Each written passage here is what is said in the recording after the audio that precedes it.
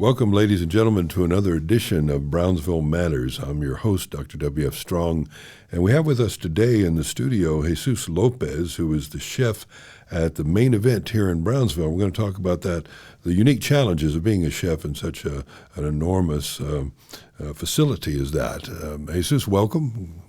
Glad you could come in. Pleasure to be here. Well, first, before we dig into your work over there at the main event, I'd just like to ask you about your background as a chef. What is your experience, training, et cetera, in the culinary arts? Not a problem.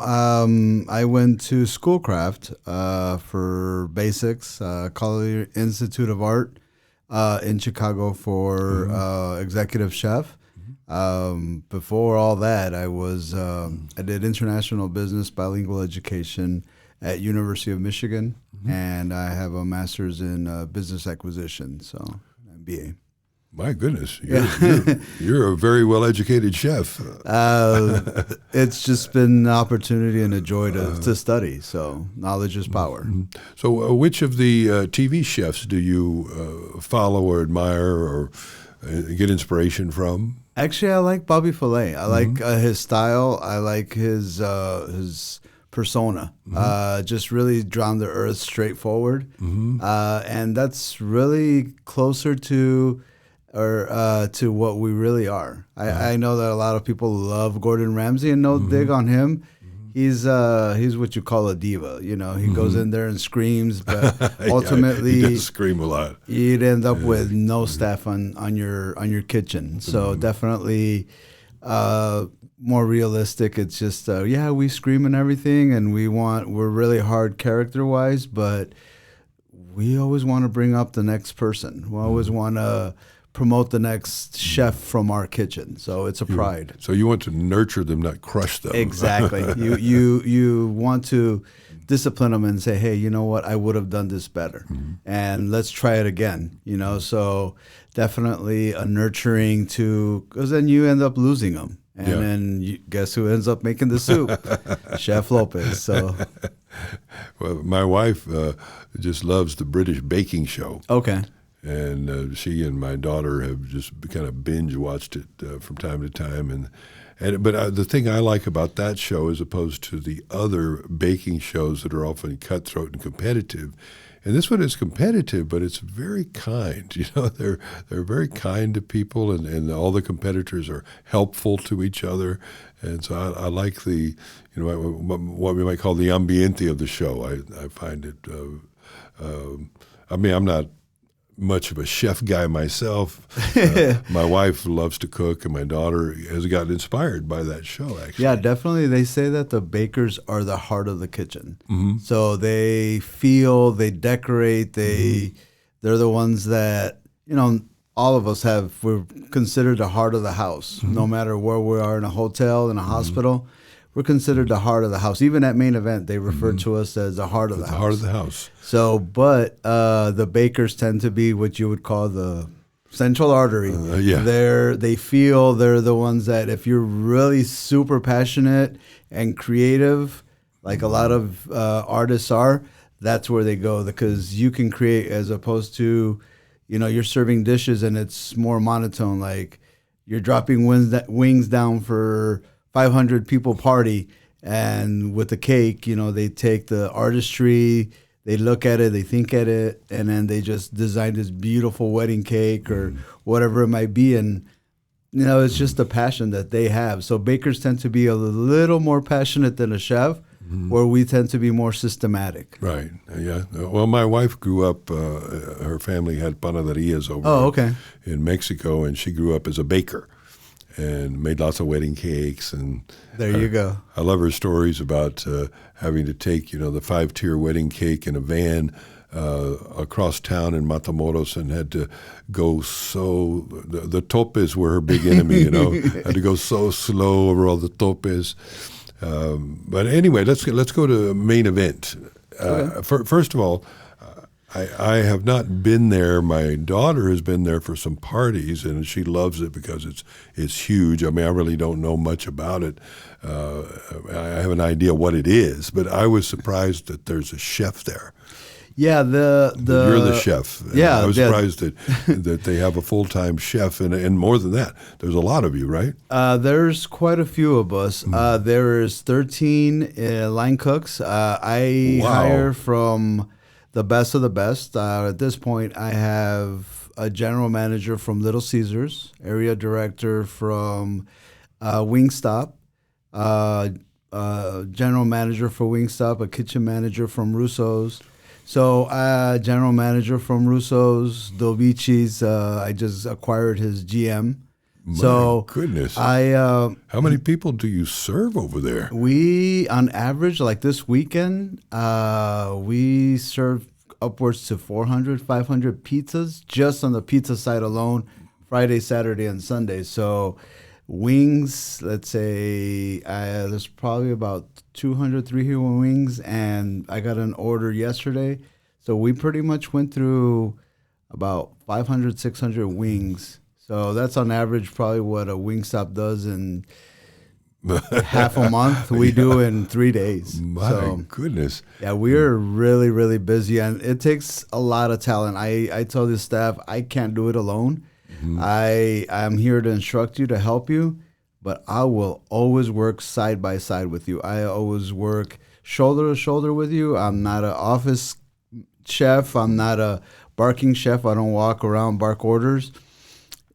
I will always do everything side by side with you, and I pretty much complete everything I tell them. I say, look, if I can get up in the hood and start cleaning, being an older gentleman, I definitely I expect you guys to do the same. So, and I always coach them and teach them.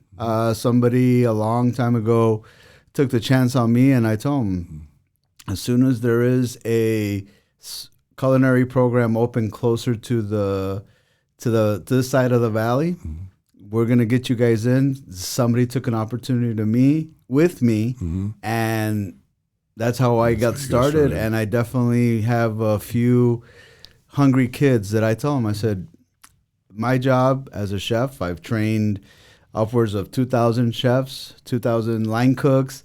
There's a lot of people have gone. Teaching. Yeah, a lot of people have gone through my hands. But I tell them, well, what are some of your? Anytime you're a teacher, you have principles you like to teach. So what are some of the principles that you try to instill in people when they're young, particularly? Especially financial. Well, a lot of the beginning of it was when I started working at Hilton a long time ago. I got surprised. Very different GM, very different company. I could see why they make money, but I was going to be a food and beverage director for them. And I eventually became a food and beverage director for them for North America, which I went and I inspected a lot of their restaurants and a lot of the hotels in this region, in Michigan, Midwest region.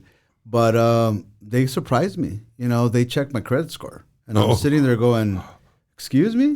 What's your credit score? What's your marital status and everything? So I got the job. So I sat down with the GM and I said, why would you ask my credit score? Why would you make me prove it? What does that have to do with me having the credentials? And he said, you are running a $2.5 million restaurant.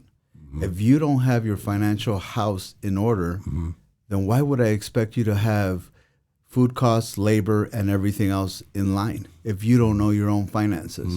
Good point. So I said, I need to go from a 723 to 809. So I told these gentlemen, they're sitting there and, one of them just bought a car 2 days ago. And I said, so he bought it at one of those pay here lots. Right. And I said, go return the car. Continue doing what you're doing for the next 2 or 3 months. You're going to get your income tax. We'll get you set up with the raise. It's almost coming to a year that we have there. So let's talk financial. That's getting you to that next level. So you're not buying a beat up car. So you're buying something. But the first step is becoming a trainer, getting that extra dollar. After that, becoming a shift manager. After that, becoming a manager for main event. That's your steps. That's what you got to look for. You're looking at the here and now. That you hate getting a ride from your mom, you have $3,000 saved up. If you save up another $3,000, guess what you have? Yeah. A $6,000 car. Yes. Chef, I never thought of it like that. And I said, I'm not only here to coach you, I'm here to help you in life. Yeah. So a lot of the goals that I've gotten is things that have been passed down to me. Right. You know, from keep your financial house exactly, in order. Keep your financial house in order. The other thing that we learned was SMART goals. Time sensitive, measurable, attainable. You know, I told them, I said, okay, what is it that you guys want to do? I want to be a GM. Okay, so you were a GM for Little Caesars. You want to be a GM at Main Event. How are you going to achieve that? But I'm going to work hard. I work hard every day. I work sometimes 12, 13 hours a day. I got to work smarter. That's why I'm keep on hiring and promoting myself. When I'm at home on a Tuesday night, Tuesday, Thursday is my day off, I could relax because I know that I have the key components in place, which are my leaders. So having those leaders, I'm allowed to have off. But do you think that after 8 hours, which I'm allowed to, I walk away? No. I said, because I eventually want to be an area director, directing the culinary teams across all of Main Event. How am I going to get there? I need to set myself up for success here. And you do that by hiring good people, obviously. By hiring good people and by different business ethics. Yeah. You know, unfortunately, the Valley has a very low pay wage. The appreciation for culinary is, you know what? I'll get somebody new tomorrow. I take pride. 90% of my crew, of my line, is the same that I started with. And I tell them. When did you start? We opened in May. In May of this year. So yeah. they're the same staff. I've handpicked them, hired them, and brought them aboard. And I told them one of two things: either you grow with me, or I grow you out. You want us to leave Main Event? No. I would love you to take over the Pearl. He's a grand as a chef. I need to get you guys prepared for that. I need to train you. It's selfish for me to think that I'm going to be holding you back. But let's give you the guys the opportunity to grow. First, a competitive wage, a place where you don't want to go anywhere else. We pay probably 11 to 14 bucks an hour. And to start? That's exactly what a general manager at Little Caesars makes. Oh. You know, it's I've just met a few that $7.25 to be a line. Do you have to go to bat with your management to be able to do that? No, they're good. They bring the quality, and that's why they hired a chef. You know, they hired a chef to see the quality in Main Event. You know, they said we could have hired a kitchen manager. We hired a kitchen manager that has been a chef, that has been a GM, that has been an area director, that has financial sense. You know, you have a business degree, you have the background to know right off the bat if there's a case of chicken missing because of your numbers. So they hire the best of the best to promote Main Event. You know, I had there's an NCO, which is a new center opening, and I had the privilege of sending two of my staff to that new center opening in Arizona. They got awards. They came back praised, and they said, we want them back for the new center in Las Vegas opening. And I said, I'd be happy to send them again, but this time I have two more that I'd like to send. So my full staff is in your kitchen training. They're like, well, we need a variety from other stores, but if you send us all four, then we'll accept them. But it's my privilege because these guys are considered experts. Even after 6 months, the training is there, and they're considered a force to go and open another center to know the guidelines. So let's talk about the operation here. Well, first off, the thing that impresses me about what's going on at the malls, you know, for a long time the malls are dying, anchor stores are going away, Sears collapsed, and that's where you are. Yeah, definitely. You're in the Sears store. You have about, 3/4 of Sears, and is it the fitness place has the other part of it? Yeah, so right behind us is a Fitness USA, I believe, or some fitness store, or True Fitness. True Fitness, I think. And then we take what, from my wife was telling me, take what the appliance place was. Uh-huh. Like you walked in and that's where the appliances were. Yeah, the appliance were and the TVs. Mm-hmm. And then there's going to be a Perry Pizzas right next to us. But you also go over, don't you go all the way over to the west side? Yes. You go, because that's where they had dresses and yeah, all the that dresses. Too. So you go from hardware to software, so to speak. Pretty much, yeah. We hold that same, and then I guess behind where we were was where all the automotive was. So I mean, it's really great because that was always the fear. These malls are just going to be a shell sitting there empty, and here you bring vibrancy to them and offer a future for not only for the mall but for the community.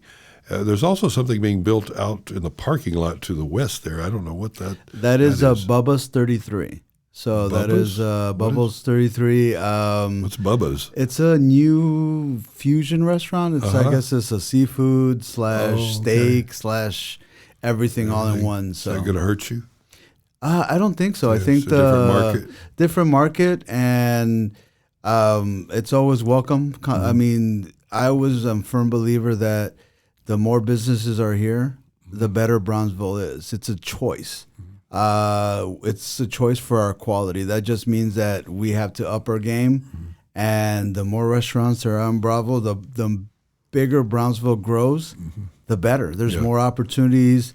Somebody might decide to bring in a medical center, a research center. We have SpaceX right around the corner. We are growing growing in an amazing rate, and bringing some I've met some amazing people. How long have you been here in Brownsville? I moved down from Michigan about 4 years ago, going on 5 years. Okay. I'm born and raised in Chicago, but when I was in 7th grade, I moved to Donna. My parents moved to Donna, Texas, a few miles down. Yep.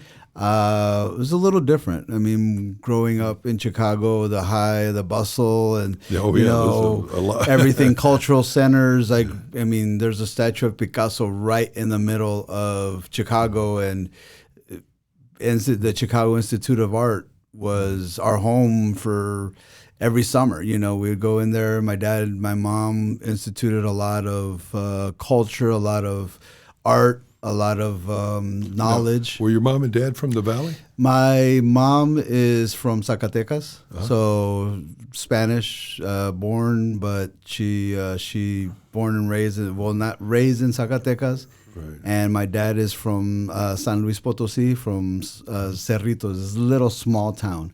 So they came up. My dad worked for ABAX. He joined the Army.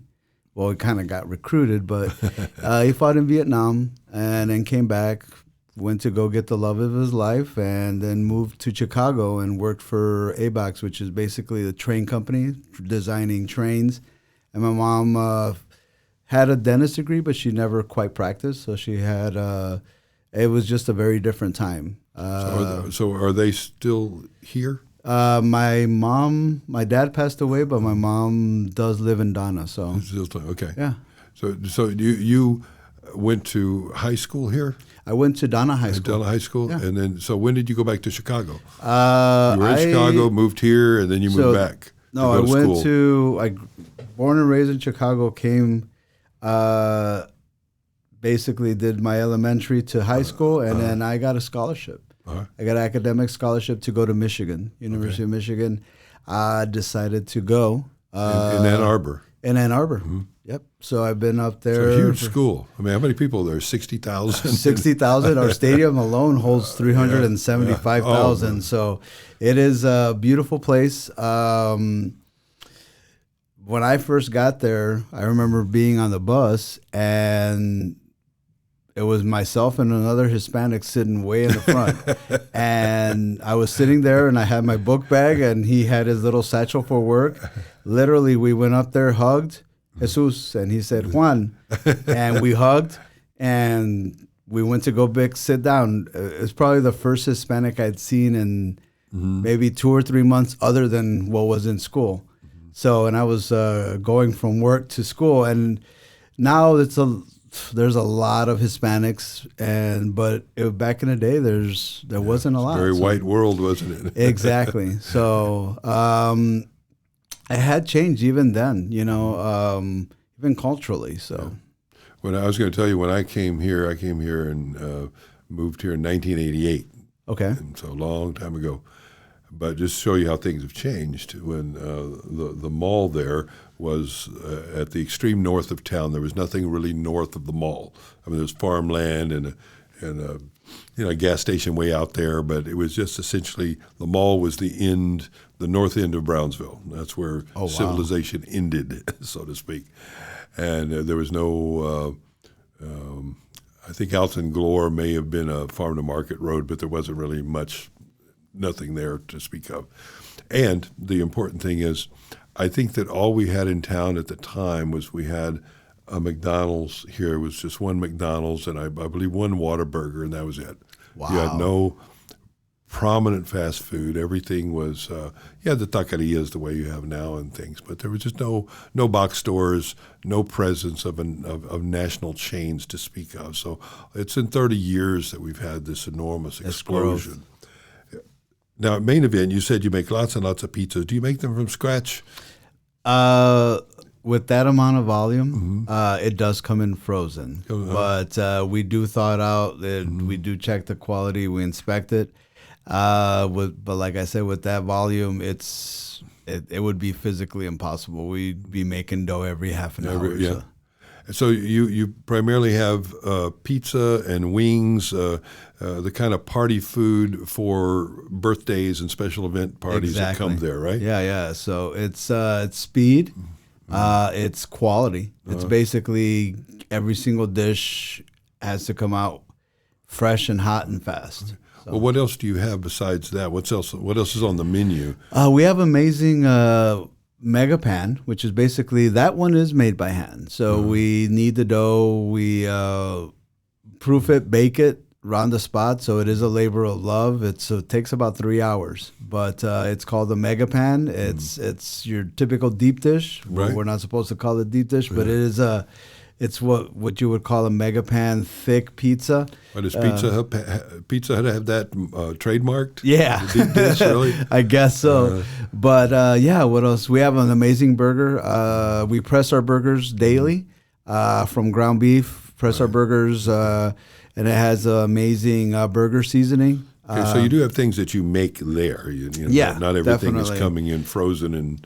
No, not everything is pre-made. Like our guacamole, our cheese. You make that there. We make that there, so definitely.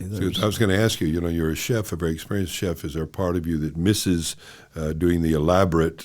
Culinary arts. The basically building the towers, building. Yeah, I miss it in a sense, but it's an opportunity to grow. It's an opportunity, sure. I think every chef misses.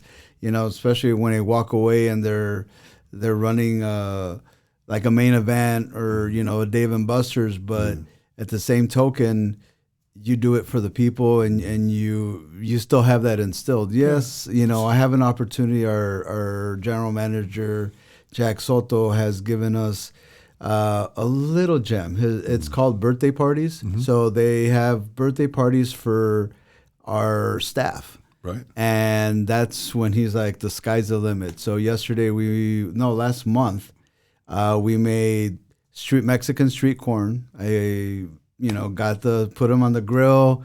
I brought my barbecue pit. How wonderful. And then we got... but was this a birthday party for one person, or is this just what you call a birthday party for the all staff? all of the staff that's born in February. Oh, I see. So we do every month. Group. So wonderful. Yeah, it's a great thing. My staff was kind enough. My birthday's in January, so I was there early in the morning to start prepping everything for that. And they kicked me out of the kitchen. They said, "Chef, it's your birthday. Guess what?" So wonderful. they cooked spaghetti. My favorite all-time dish is Alfredo. Alfredo. So they went. One of my favorite as well. When is your birthday? January 2nd. Oh, okay. So, I'm January 23rd, so we're in the same month. But you're, so you should have come. Yeah, I should have come. But I'm Aquarius. I'm Capricorn. Capricorn, yeah. So definitely, they didn't let me cook. They got a few of my favorites. They made me flautas. They made a few of my favorite dishes. The privilege of that particular day is you get all the amenities, which are available to the staff throughout the year. But that day, they rent a VIP room. So we're able to bowl. We're able to eat. You know, I won a gift certificate to Chili's for $100. So Jack, our staff, Main Event does provide awesome things like that. That's so, and last month, since we opened, it's one of my privileges. I sit down there and I really pour out my heart to making a great meal for these birthday parties. So, well, employees will tell you that their number one complaint about companies is they don't feel appreciated. You know, they don't feel loved. They feel that they're worked real hard, but that the company will ditch them tomorrow without a second thought because they don't really deeply care about them. And so it's nice that you're able to do things like this because definitely. I invite all my staff. Aside from the great pay, they have I give them gift cards, 3-hour cards to go and play with your family. Good. They get free meals on the while they're working. They get free meals while they're there with their family. They get 50% off. Very good deal. So definitely. What all is there in as like I said, my daughter has gone there for birthday parties and stuff. But I know you have you have a bowling alley, right? Yeah. So basically, what else is there? Our event center is huge. I mean, you got to imagine, half the size of Sears. So in the very beginning, you have all the games. So state of the art, virtual reality games. You have axe throwing games. So you have all these awesome video games. And you have golf. And we have golf around the corner, and it's glow in the dark golf. It's basically what's supposed to be a post-apocalyptic or a neo-modernism golf. And it glows in the dark, and it's super fun. There's music on it, and there's these figures. And right around the corner, you have laser tag. And laser tag is basically Fallout meets modern. So it's building collapse and it's light show, and you get to have a heck of a time playing. So you move a little closer, and then to the center of Main Event, and you have 18, 19 bowling alleys. So you can play games. You mean lanes? Lanes. Bowling lanes. And I didn't know this, but you can actually play, aside from bowling, there's games that you can play. So, this designed with, glow in the dark and your shoe shine and all this other stuff. But aside from that, I like bowling, but I was challenging my wife to play some of the games, and we did, and it was awesome. So aside from the bowling alleys, there's 2 private rooms called the VIP rooms. They cater to there, and they're basically secluded with the door, but it's a very awesome private area where you can have a party. So, and then you go down the bowling alley stairs, and you spill into Party Street. And Party Street is where people can have their parties, and there's upwards of 200, 300 people there. It's crazy. So then you move a little to your left, and then it's the dining area. So while you have your break, and I always tell people, they leave their stuff there, which is awesome because there's actually trust. They go and they play, they leave their food, they go and they have a great time, come back, they play a little more, they eat. And we have amazing staff. And then next to how are you different from like Peter Piper? Peter Piper in a sense that our food is better. But aside from that, it's just the quality. The modernism. We cater to teenagers, younger staff, younger kids, but to teenagers. I mean, Heck, I went there and they said, you know what? Here's a card. Play for a couple hours. Tell us what you think. And I took my wife, and probably about 3 hours later, we were still playing. You're still. And I said, I'm normally not one that sits in video games. I'd rather open a book and read or, tinker with my cars. But you know what? This is fun. So we actually enjoyed it. So I went every once in a while. I tell my wife, I'm like, I'm out of work. Let me get a shirt. You want to come and meet me? She's like, yeah. So we actually, we play. So I actually enjoyed it. I didn't realize that video games were that much fun. It's just an escape. So, how many employees do they have besides the people in the kitchen working with you? At this point, I think we started off with 200, and after 200, yeah, that was the initial goal to get. We got 200 staff in there. After some people have left, some people have actually 2 of them have gotten promoted out. Right now, I believe we're at 160. So we have retained a great majority of our staff. There's also one in Harlingen, right? There's one in Far. Oh, in Far. Yeah.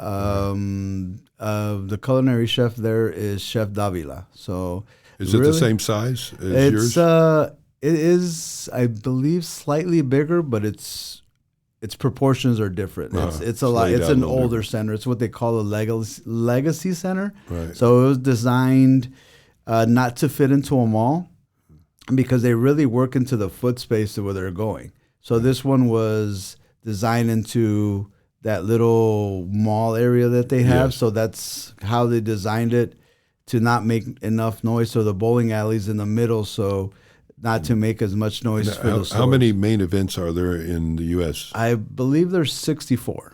So, and then they're opening, 65 now, but they're opening about 4 or 5 this year alone. So I'm going to Las Vegas now. Oh, yeah.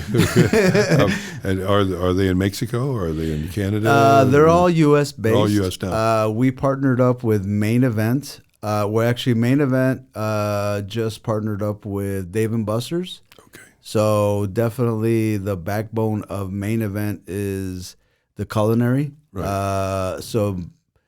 But Dave & Buster's, do you mean that Dave & Buster's, that Main Event bought Dave & Buster's, or you're just creating a partnership? No, Dave & Buster's bought out Main Event. Main Event, I see. Right now there is that congealing that. They got to figure out how they fit. They figured out how they fit together. They kind of discovered that Main Event culinarily was hiring chefs, so they put their focus into this, definitely the kitchen. So I'm really excited to see what Dave & Buster's gravitates towards. Do you have people that come to the Main Event just to eat, where they're not really, it's lunch, they just go there for lunch? Yes. We have an amazing bar, but also lunch. They come for lunch, especially the mall. Yeah. The mall employees, they come in there. They come in there, chow down, and then we try to get their meals out as fast as they can. Usually it'll say Luby's, or it'll say a certain thing. So Luby's or the Foot Locker or something, and we try to rush their food out, make it as fresh as possible. And they're our family there at the mall. You make food for Luby's? For the Luby's employees. Yeah, so just like sometimes I go and you go to Luby's. Yeah. So we help each other out, but aside from that, can't always eat wings where you are. Yeah, that's one of the surprises to me in life, is the popularity of wings. I mean, that didn't even, when I was growing up, the wings was a part of the chicken you gave to the dog. There was a part you didn't really eat. Maybe some people ate them, but it certainly wasn't you wanted the drumstick, or you wanted the breast, or the thigh, but the wing was kind of a throwaway. And now it's, it's central. Exactly. How did that happen? Basically, they made them hot. It's actually really funny. They were trying to find a solution for it. And then they dipped them, and they came up with sauces, and they try to feed them. It's actually a lot like the fajita. The story is actually South Texas to the core. Right. Like I said, I'm primarily from up north, and then when I came down here, fajita was prevalent for years. Right. And I started asking around. I said, "How is this fajita? why do we use it? I'm used to, carne asada and bistec de bola and a lot of, it's a lot different. But here, fajitas, what you used to throw away. I mean, at least as a chef, I grab that meat. I'm like, that I don't want that. But the way it's seasoned, the way it's cooked, the tenderness, you marinate it. And well, that's true. The fajita traditionally is a kind of poor cut of meat. It's the worst cut of meat. And South Texas basically put it on the map. They guard the upper, lower, but the fajita has evolutionized. The same thing with wings, same kind of story. You find a purpose for something that somebody throws away and it becomes successful. I know a lot of the like my brother who was in Austin most of his life. He said he would say, well, Tex-Mex food, it takes the skirt steak that was part of the fajita, and they get something, I forget which cut he was talking about, but said we just get a higher grade of meat and put it in the fajita. That's the gringo version, like the ribeye, the ribeye or whatever. And but I think also with the traditional fajita, they just learned how to tenderize it, right? Mm-hmm. And it's kind of like. Let me see what else is there. There's I'm not going to be able to think of it, but essentially it's a process of making the meat better by like tenderizing and marinating it over 24 hours. Definitely. Something, and then of course it becomes. Oh, I know. I'm thinking of actually the brisket. The brisket is a poor cut of meat too. Yeah, but you have to cook it very, very slowly, marinate it. Cook it very, very slowly over, 8-10 hours to tenderize it properly, and then it's wonderful. But it's not the highest quality cut of meat to begin with. No, definitely not. And here in the Valley, in particular, I've met a few chefs, a few food lovers, and I think they even battle. I got the breast brisket, and you have here around the corner, you have Big E's or Ernie, and I saw his whole process. And he's like, come here, let me show you. And then 1848, I went to their process and totally different. Is it? Yeah, definitely totally different. One's mechanized, slow, just the machine does the work. But, he's there 13 hours stoking the fire, checking it. And he takes pride in his brisket. You go to 1848, the same process, just in a grill. And you have veras, and they put it underground. They're one of the few that does that. That does, and they got grandfathered in. But every single person has a process, and you can taste it. You can taste the pride. This is my brisket. This is how I like it. And that's like essentially the sign of a chef. You have confidence in your flavors because that's what you like. Do they have brisket in Chicago?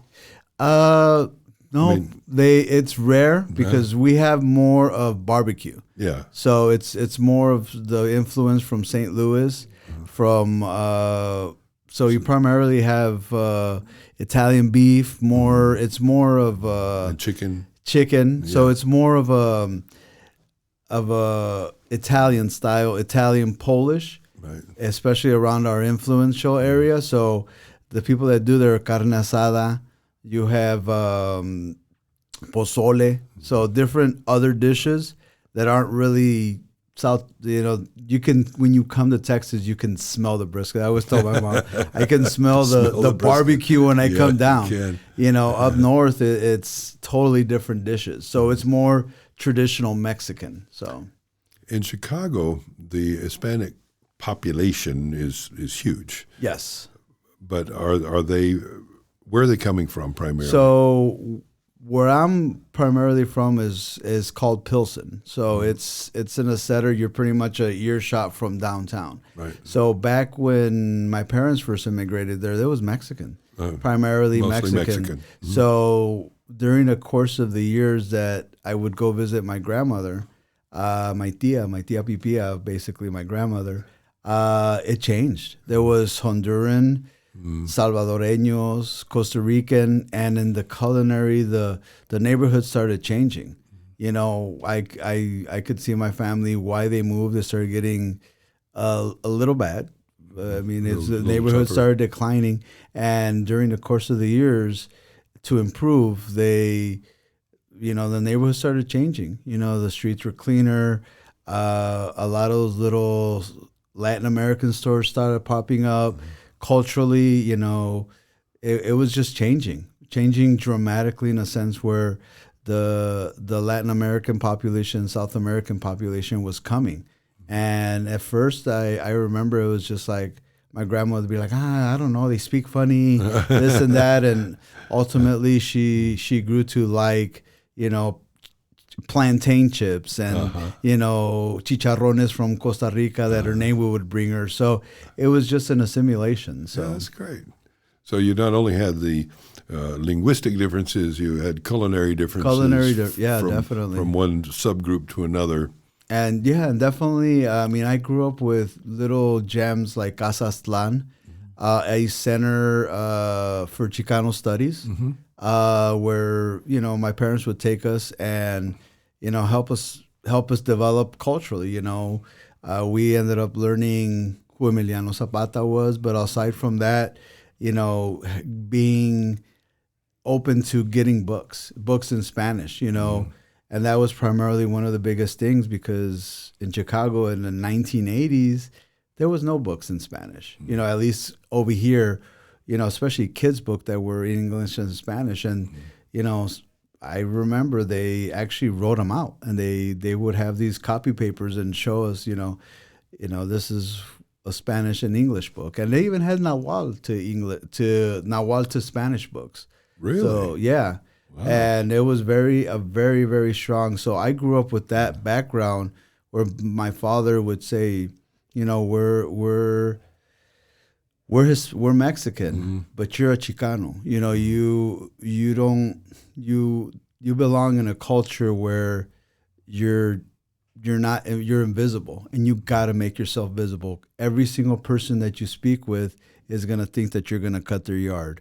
You have to go in there changing their minds with intelligence and power, because when you open your mouth, they're going to think you speak like Cheech and Chong, and that's what's going to come out. When you speak with an intellect and you tell them, hey, this is how I'm feeling, let me change your mind out of what a Hispanic is.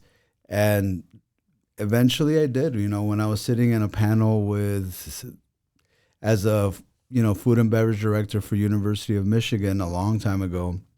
And the Hilton, I had to change minds. Right. They would be like, we don't need we don't need dishwashers in for food and beverage meeting. And I would say, okay, you know what? Nice. But let me change your opinion. I am educated. Let me show you. So by the end of the time, they're like, hey, you want to go have a beer? You're actually you're interesting. So I like what Anthony Bourdain said about he wrote a wonderful essay about really about how indispensable the Mexican culture is in American restaurating. That they are the backbone. The Mexican immigrants and Mexican chefs, and he just I don't know if you ever read the essay, but it's a beautiful essay about how indispensable the Mexican culture is in the broad scene of American restaurants. I have not, but I definitely am going to look for it. I'll get it for you. Okay. It's very, very wonderful. Well, let me end with this. If you could open your own restaurant, your dream restaurant, let's say here in Brownsville, what would you open? Honestly, I would open a pre-Columbian, basically pre-Columbian food. I've gone basically making molcajete from scratch. I think it's an art. I think that would be the most amazing thing. Making chocolate from the actual cacao. I know it's a lot of labor, but it would just be Well, the off the wall. The foodies would love you. I know, right? My budget wouldn't, but I definitely. So this would be like Mayan, Aztec food. Mayan, Aztec food, basically everything pre-Columbian, and just exploring that avenue. So that'd be wonderful. But it would. I think it would. I think it would work in this region. Definitely. You would definitely. But yeah, it would be expensive.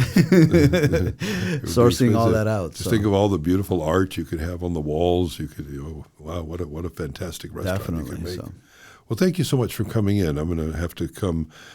Bring my daughter over there and you're more than welcome. Anytime, just ask for Chef Lopez, and we always have our doors open. So. Okay, thank you so much. Appreciate it. Thanks for watching this BSPA video. Go ahead and hit like and subscribe if you like what you see. And if you really like what you see, go ahead and go to our website, brosoperformingarts.org, and smash the donate button. And then we'll really like you too.